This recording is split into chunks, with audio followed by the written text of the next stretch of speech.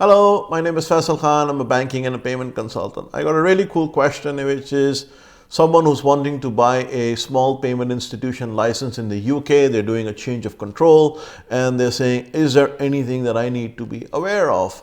Three things come to mind, maybe the fourth one, but three things first. First is find out if this license is new or is it used. If you're buying a new license, perfect. If you're buying a used license, then make sure as part of the transaction you get the entire transaction log. Because once you even buy it or do the change of control, you are still liable for anything that may have happened in the previous transactions.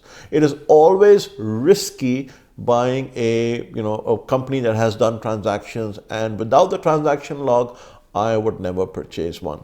Number two, regardless if it's an old license or a new license, please get all the accompanying documentation that the original licensee had used to file for the license application, including the business plan, the compliance report, etc. All that should be provided to you. And part of the original licensing logs, the transaction logs, make sure that the existing owner signs an affidavit that these are true logs being presented to you. The third portion is the business plan that you have to look at. In the original application, the business plan may be saying, hey, we are going to do widgets A. You are probably buying it to do widgets B. And once you do that, then what happens? The FCA could come and say, hey, no, the license was for widgets A. You can't do widgets B without a resubmission of a business plan, etc. That may go, in counterintuitive to what you're trying to do and the reason why you're buying a license. So make sure that that is something that you are aware of, etc.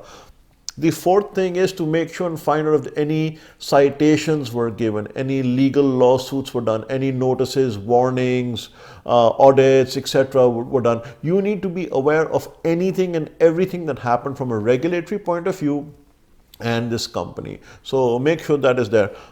Just a point, maybe a fifth bonus one is safeguarding accounts. Every SPI license needs a safeguarding account. It's a special account, purpose account that's held with banks, not with EMIs, but with banks. And you need to have one in order for your license to function. So is the license you're buying coming with a safeguarding account or not? If it's not coming with a safeguarding account, let me tell you, there are a dozen people who are trying to sell their licenses. But if you have a license that comes with a banking account and that banking account, and the bank account is a safeguarding account and will stay with you even after the change of control, then that's a license worth fighting for and paying for. I hope I was able to answer and offer a little bit of explanation on something related to SPI buying. If you have any more questions or comments, there's a link for the contact form in the description below. Fill it out. I'll be happy to reconsider your question for to answer it on YouTube as a video. Till next time, signing off.